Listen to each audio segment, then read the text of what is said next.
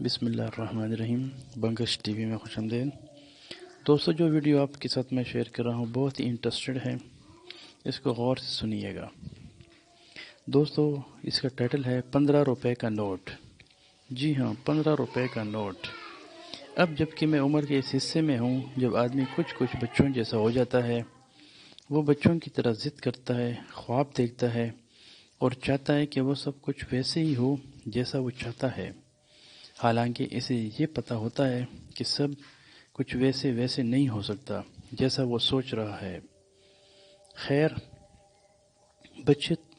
بچے کو تو علم ہی نہیں ہوتا کہ ویسا ہوگا یا نہیں۔ اس نے تو ہر اس چیز کی طلب کرنی ہوتی ہے جو اسے اچھی لگے۔ ہم بھی جب بچے تھے یا چھوٹے تھے تو ایسے ہی ضد کیا کرتے تھے، اور یہ والدین کا حوصلہ ہوتا ہے کہ وہ بچوں کی جو ضدیں پوری نہیں کر سکتے، بچوں کو کچھ اور دلا کے اور ان کی توجہ کسی اور چیز کی جانب مبذول کروا کر جان چھڑوا لیتے ہیں۔ دوستو، بوڑھے شخص اور بچے میں اتنا ہی فاصلہ ہوتا ہے جتنا ہی گہرے پانی میں ڈوبتے ہوئے شخص کا موت سے۔ ہمارے بزرگ کہا کرتے ہیں کہ جو وہ شخص جس کے بال عمر سے سفید ہوں وہ کم گو ہو اور وہ بڑا دانا ہوتا ہے اور اپنی خاموشی سے خود کو بڑھاپے سے محفوظ رکھتا ہے۔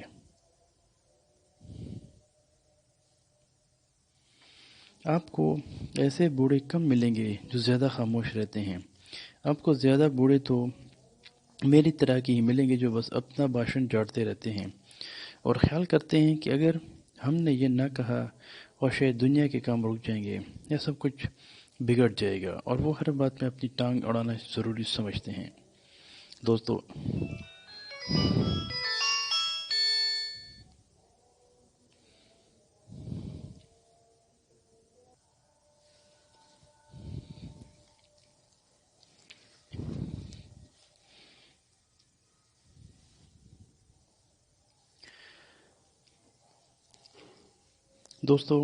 اب ایسا بھی نہیں ہے کہ بولنے والے سارے بزرگ یا بابے بہت ہی خراب ہیں۔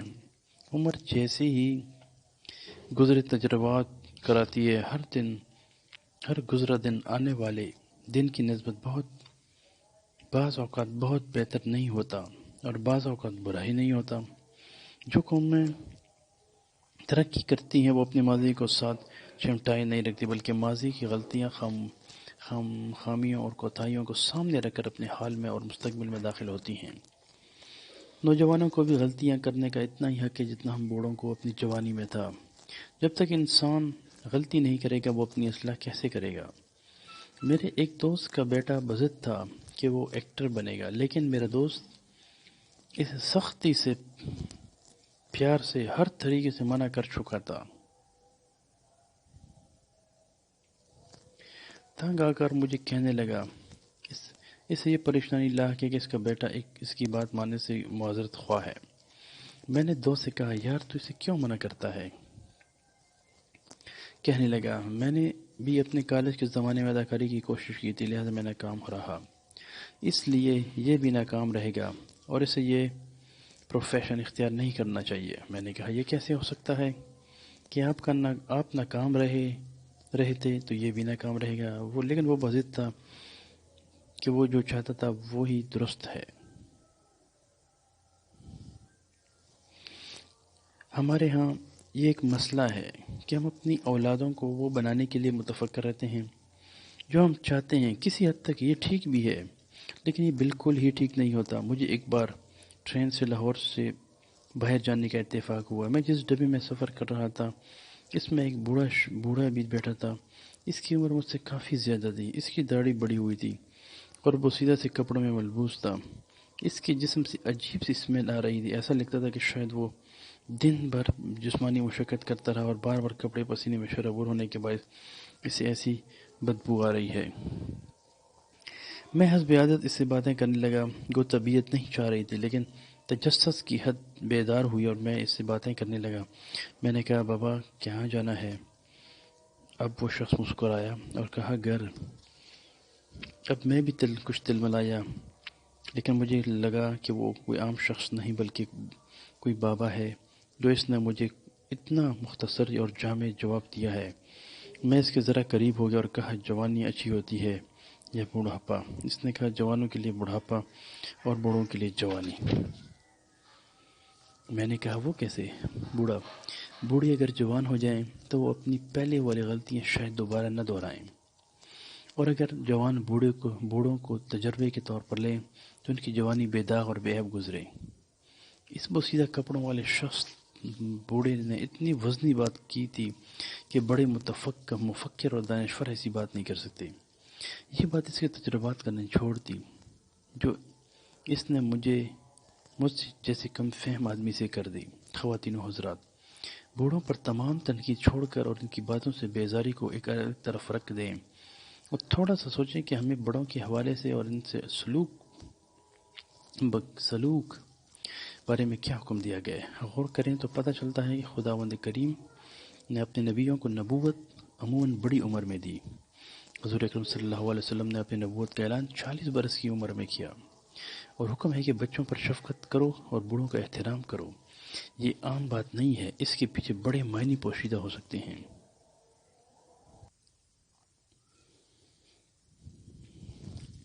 یہ بات اس کے تجربات کا نہیں چھوڑتی جو اس نے مجھ سے کم فہم آدمی سے کر دی۔ خواتین و حضرات، بوڑھوں پر تمام تنقید چھوڑ کر ان کی باتوں سے بیزاری کو الگ ایک طرف رکھ دیں اور تھوڑا سوچیں کہ ہمیں بڑوں کے حوالے سے اور ان سے سلوک کے بارے میں کیا حکم دیا گیا ہے۔ غور کریں تو پتہ چلتا ہے کہ خداوند کریم نے اپنے نبیوں کو نبوت عموماً بڑی عمر میں دی۔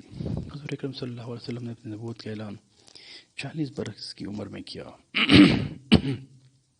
اور حکم ہے کہ بچوں پر شفقت کرو اور بوڑھوں کا احترام کرو۔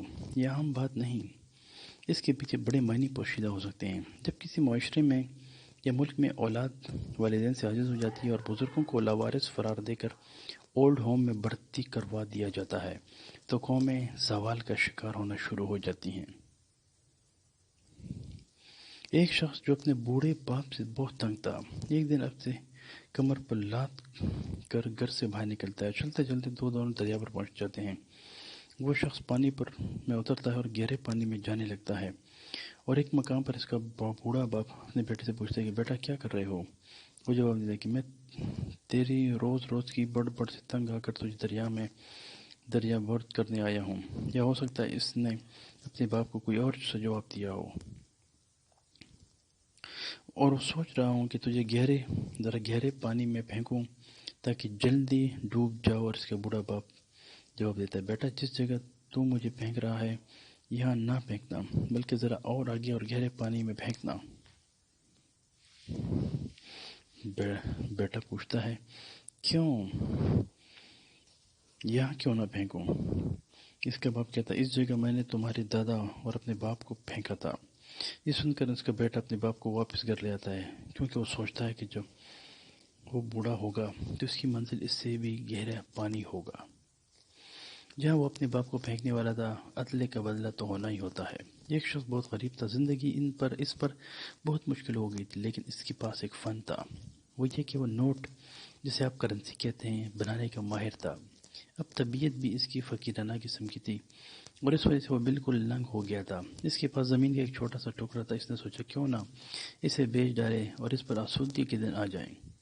اس نے ایک دن وہ اپنا کل کا اثاثہ جو فقط زمین کا ہی ٹکڑا تھا بیچ ڈالا۔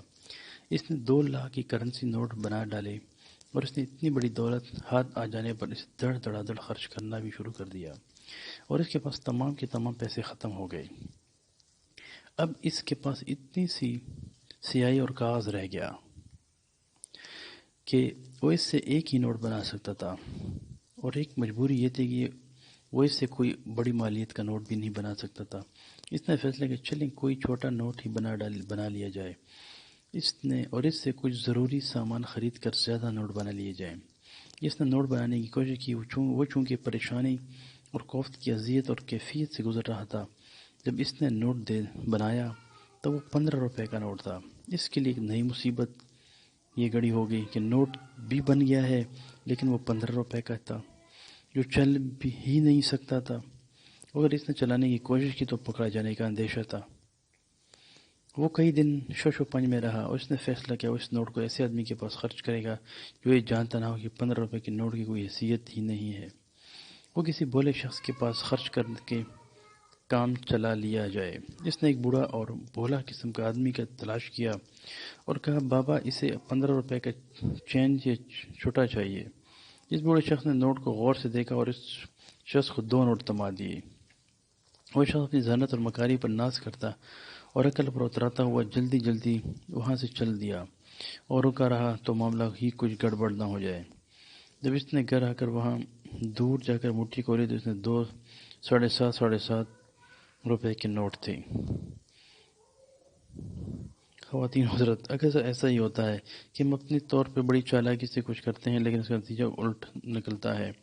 پھر ہم سوچتے ہیں کہ جو نہیں کر سکتے تھے ایسا، جیسا کہ میں پہلے پروگراموں میں ویڈیو میں بھی عرض کر چکا ہوں کہ ہم چاہیے پر بڑی توجہ دیتے ہیں کہ جی ایسے ہونا چاہیے یا نہیں ہونا چاہیے۔ ہم کوئی کام کر کے کہیں ایسا نہ ہونا چاہیے اور میں نے یہ کہہ دیا تھا۔ ہماری زندگی پر بڑھتا ہوا بوجھ ہمیں ایسا کچھ کرنے پر مجبور کرتا ہے۔ خواب دیکھنے ضرور چاہیے لیکن ان خوابوں کی تعبیر کے لیے جدوجہد اور تنگ بھی ضروری ہے۔ میں کئی سالوں سے اس جدوجہد میں ہوں کہ ڈائٹنگ کروں۔ اس کے لیے کبھی دل میں جدوجہد ہی نہیں کی اور یہ عمل نہیں کر سکا۔ اگر کیا بھی ہے تو بہت ہی قلیل عرصے کے لیے، اور اب میں نے یہ خیال ہی دل سے نکال دیا ہے کہ مجھے ڈائٹنگ بھی کرنی چاہیے۔ اب میں نے فیصلہ کر لیا کہ جو بھی ملا ہے جی بھر کے کھانا ہے اور بے وقت کھانا ہے، اور یہ فکر نہیں کرنی چاہیے کہ اس کا نتیجہ کیا ہوگا۔ میرے پوتے پوتیاں مجھے کہتے ہیں کہ دادا یہ نہ کھائیں، آپ موٹے ہو جائیں گے، جس میں کولیسٹرول بڑھ جائے گا، لیکن میں نے فیصلہ کر لیا ہے کہ اگر میں خود کو ایسی چیزوں سے مکمل روک نہیں سکتا تو نہیں روکوں گا، ساری بد پرہیزی کروں گا۔ میں آپ کو یہ نہیں کہتا کہ آپ خواب نہ دیکھیں یا ڈائٹنگ نہ کریں، ضرور کریں، لیکن جس طرح آپ چاہتے ہیں کہ آپ کا باہر کا جسم خوبصورت ہو، جاذب نظر ہو، اس طرح کوشش اس بات پر ہونی چاہیے کہ آپ کا اندر ہی اجالا اور خوبصورت ہو۔ ہماری کئی بیماریاں صرف اس کے لیے ہیں کہ ہم خوراک بھی اچھی کھاتے ہیں، چہرے یا جسم کی خوبصورت کا بھی بڑا خیال رکھتے ہیں، صبح کی سیر بھی کرتے ہیں، پھر بھی بیمار رہتے ہیں، کوئی نہ کوئی بیماری وارد ہو جاتی ہے۔ ہمارے بزرگ کہا کرتے ہیں کہ باہر کے جسم کی بیماریوں سے بچانے کے لیے اپنے اندر کو بیماریوں سے مبرہ کرنا چاہیے۔ درخت جس کے اندر بیماری ہو اور اس کو گن لگا ہوا ہو اور اندر ہی اندر سے وہ کھوکھلا ہوتا جا رہا ہو، اور ہم اس کی اصل بیماری کا علاج کرنے کے بجائے اسے باہر سے سپرے کرتے رہیں، اس پر روشنی یا بلب لگا دیں، تو ہم اس سے درخت کے اندر کی بیماریاں نہیں روک سکتے۔ وہ تب ہی ٹھیک ہوگا جب ہم اس کی جڑوں یا تنوں کو مٹی کھود کر اس میں چونا ڈالیں گے، کیڑے مار ادویات ڈالیں گے اور اسے پانی دیں گے۔ ایسے ہی انسان کا حال ہے۔ اس کے لیے ضرورت ہے کہ آپ اپنے اندر اپنے روح کا احاطہ کیا کریں اور دن میں کسی بھی وقت اکیلے بیٹھ کر اپنی سیلف پروگیشن کے اہتمام ضرور کیا کریں۔ آپ نے بچوں کو دیکھا ہوگا، بچپن میں لڑکیاں گڈیاں بٹوالے بناتی ہیں اور آخر روز ان کی صفائی ستھرائی کرتی رہتی ہیں، اپنی گڑیوں کے بال سنوارتی ہیں۔ اگر ان کی